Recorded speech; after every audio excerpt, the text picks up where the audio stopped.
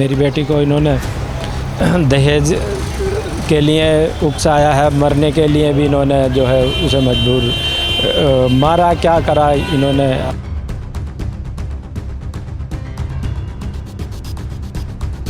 पता नहीं ये क्या करते थे उसके साथ, तांत्रिक विद्या या क्या वो करते थे, उससे जो है इसका दिमाग में भी जो भी वो था, ये संतुलन उसका।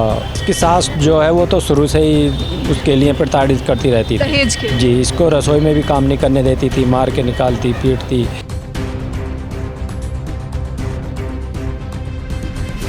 वो ये कहती थी बार बार, बोले पापा ये मेरे साथ जो है मेरे बच्चों को भी मार देंगे, मुझे भी मार देंगे।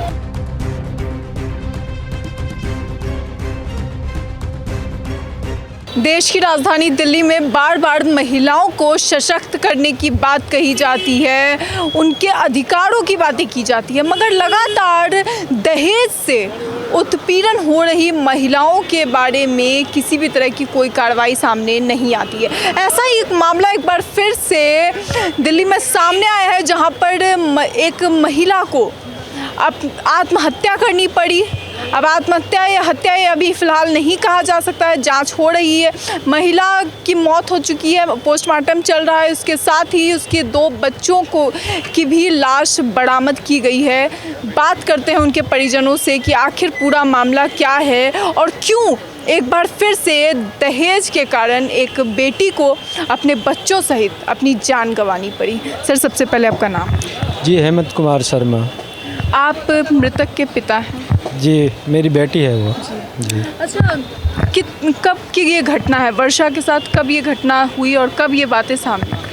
ये घटना शादी में मैंने 29 नवंबर 2017 को शादी की थी। नहीं, मतलब ये कब लाश मतलब पता चला कि 7 तारीख में पता चला।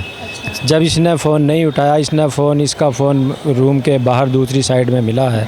जब इसने फ़ोन नहीं उठाया तो मतलब वहाँ पे किराएदार रहते थे, उन्होंने इसका फ़ोन उठाया। उन्होंने बोला अंदर से कोई भी आवाज़ नहीं आ रही, कोई बच्चे की, उनकी अंदर से कुंडी लगी हुई है। तो तब जाके इन्होंने हमको मतलब हमारी बात हुई थी इसकी मम्मी की, तो उन्होंने जो है बताया कि यहाँ कोई घटना घट गई है, तब हमें इसका जानकारी हुई थी। ये बताइए कि दहेज के लिए बार बार कहा? हाँ, दहेज के लिए इनकी मम्मी जो है वो दहेज के लिए प्रताड़ित करती थी। ये भी उसको बच्चों की तरफ से, इनकी तरफ से बच्चों का कोई ध्यान नहीं था, इसे ये पीटते भी थे। मतलब जो वर्षा है उनको उनके साथ मारपीट की जाती? मारपीट करते थे, मारपीट भी करते थे और उसको टॉर्चर करते थे। वो ये कहती थी बार बार, बोले पापा ये मेरे साथ जो है मेरे बच्चों को भी मार देंगे, मुझे भी मार देंगे। अच्छा, बार बार ये बात वो कहती थी? जी। वो ऐसा क्यों कहती थी? क्या क्या बताती थी? पता नहीं ये क्या करते थे उसके साथ, तांत्रिक विद्या या क्या वो करते थे, उससे जो है इसका दिमाग में भी जो भी वो था, ये संतुलन उसका। मतलब दिमागी रूप से उनको प्रताड़ित किया जाता? जी जी जी। अच्छा, ये बताइए कि ये कब से चला आ रहा था? मतलब कब से इस तरह की कंप्लेंट्स वर्षा कर रही थी, इस तरह की शिकायतें आपको? 1 साल से तो ये बराबर बहुत परेशान थी और ये 3 महीने से मेरा फ़ोन भी नहीं उठा रहे थे ये, इसके हस्बैंड। अच्छा, उनके हस्बैंड फ़ोन नहीं उठा रहे थे।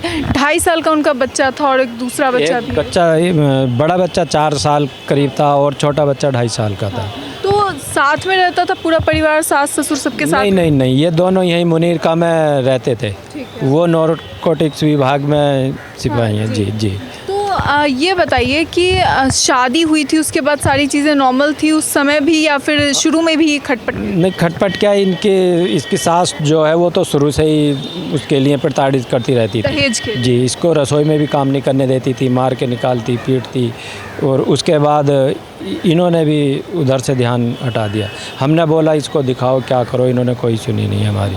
मतलब उनके साथ जब कुछ भी होता था या फिर उनके पति उन पे ध्यान नहीं देते? जी जी जी।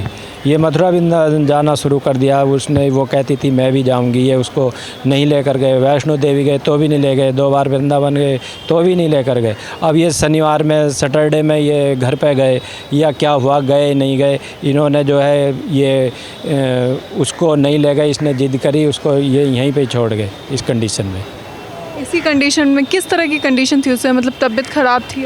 तभी वो बताती थी पापा ये मुझे जो है बहुत तंग करते हैं, वो सबको फ़ोन करती थी, बोले मैं जो हूँ पापा नहीं, मुझे नहीं छोड़ेंगे ये। तो आप लोगों ने इस पे क्या एक्शन लिया था, पुलिस में कंप्लेन वगैरह? मैं तो अपनी बेटी को ही समझाता था, मैं बेटी कोई बात नहीं है, अब जो है जैसे भी अपना समा काटो, जो भी अपना शांत रह के बस। मैं पुलिस में कंप्लेन नहीं की? नहीं, पुलिस में कंप्लेंट नहीं की थी, मैं तो सामाजिक मतलब कोई मेरी छोटी बेटी है उस पर भी कोई प्रभाव पड़ेगा इस वजह से मैंने तो कि समझ कम से कम जो चीज़ें हैं वो शांत हो जाए। जी आप इसमें- जी। अभी अंदर पोस्टमार्टम कितनी देर से चल रहा है? पोस्टमार्टम शुरू हो गया है जी। पुलिस में आपने कंप्लेन की है, क्या कहना है पुलिस? पुलिस में कंप्लेंट कर दी है, कल तो इन्होंने मतलब कल तक अब तक कोई एफआईआर दर्ज भी नहीं की थी। अब एसडीएम साहब के सामने बयान हुए हैं, तो उसके बाद अभी पोस्टमार्टम चल रहा है पोस्टमार्टम जी।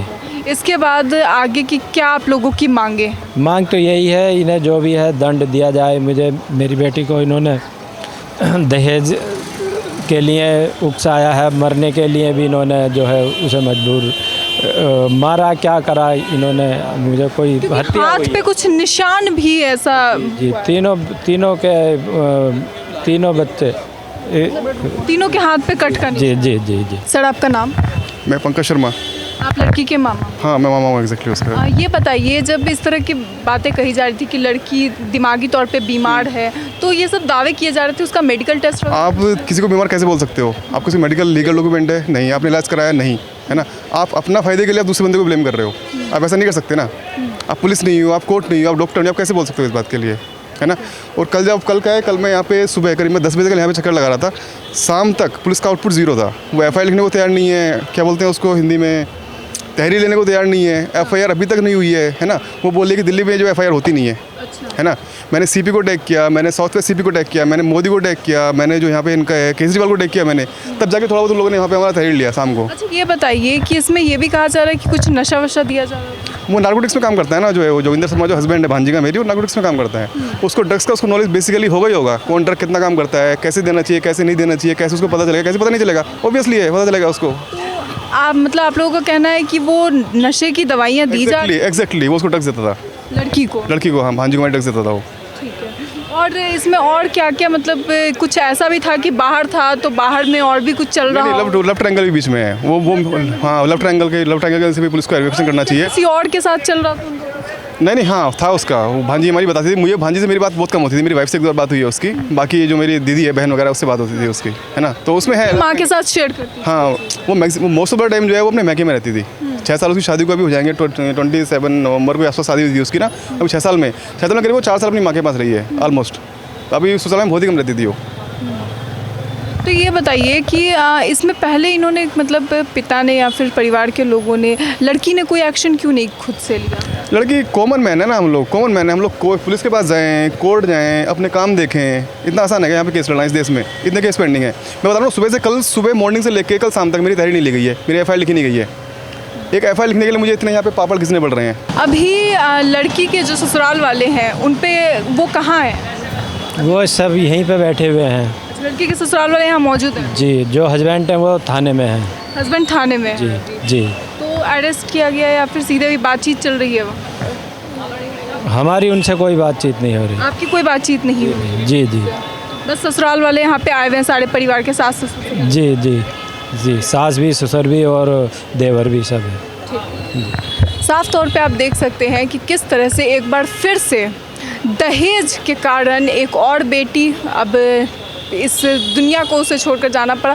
किस तरह से दहेज के लिए लोग करते हैं और किस तरह से दहेज एक ऐसा मुद्दा बन चुका है जिसके कारण हर दूसरे दिन किसी न किसी बेटी को, किसी न किसी माँ को जो है आत्महत्या करने पे मजबूर होना पड़ता है, उसकी हत्या कर दी जाती है, अलग अलग तरीके से प्रताड़ित किया जाता है। इस मामले में भी साफ तौर पे पहले मानसिक रूप से उसे बीमार करने की कोशिश की गई और जैसा कि हमने आपको बताया कि ये एनसीबी में कांस्टेबल थे उनके पति और ये कहा जा रहा है कि उन्हें गलत तरीके से जो है वो ड्रग्स ये सब भी दिए गए, इस चीज़ के भी आरोप लग रहे हैं। और अब पोस्टमार्टम चल रहा है और पोस्टमार्टम के बाद अब इसमें पुलिस किस तरह से कार्रवाई करती है ये आने वाला वक्त बताएगा, मगर फिलहाल इस खबर में इतना ही। कैमरा जर्नलिस्ट शानू झा के साथ मैं Saumya Mishra, Delhi up to date.